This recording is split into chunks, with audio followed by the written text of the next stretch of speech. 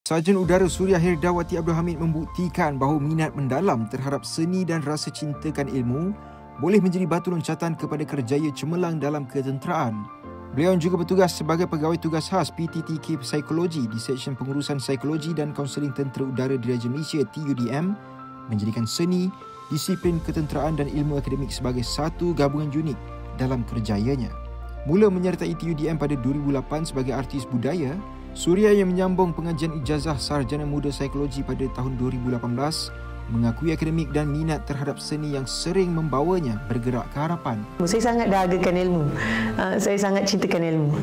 Jadi disebabkan itulah saya gunakan ilmu yang ada. Kenapa saya nak simpan? Sebab kan orang kata ilmu kalau disimpan dia di situ saja. Tapi kalau kita kongsikan pada orang lain, kita dapat pahala, kita dapat berkongsi pengalaman. Sarjan Suria yang menjadi perhatian ramai selepas menggalas peranan penting sebagai komentator rasmi sambutan Hari Kebangsaan 31 Ogos lepas, turut mendedahkan bahawa beliau dan pasukan diuji satu kehilangan besar.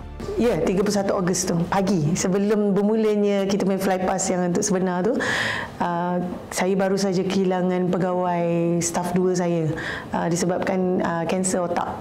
Dia meninggal pagi tu pada jam 4.30 pagi. Kami dah pukul 4.30 pagi dah berada di dataran dah.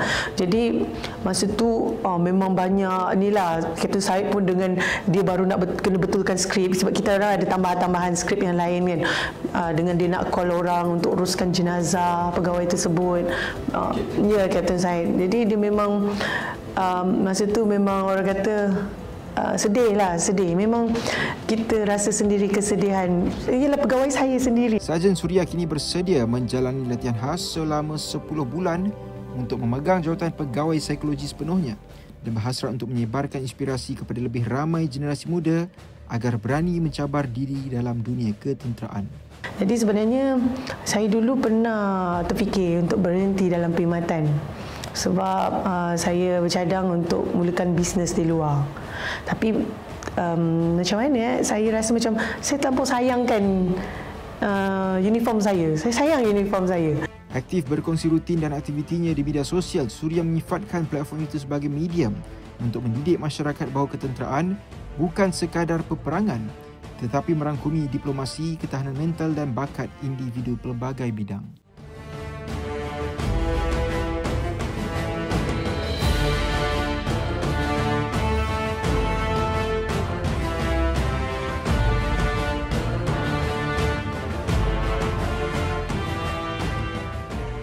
Selamat menyambut Hari Deepawali kepada seluruh masyarakat kaum India di negara kita.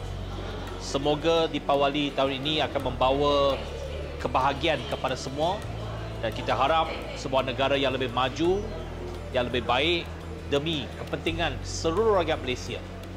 Sudah tentu kerajaan akan terus meningkatkan tahap sosioekonomi masyarakat kaum India seiring dengan pembangunan negara. Dalam meraihkan sambutan Hari Deepawali, saya berharap anda semua akan memandu dengan cermat supaya sampai ke destinasi masing-masing dengan selamat untuk menyambut Hari Deepawali. Deepawali Narwatagal.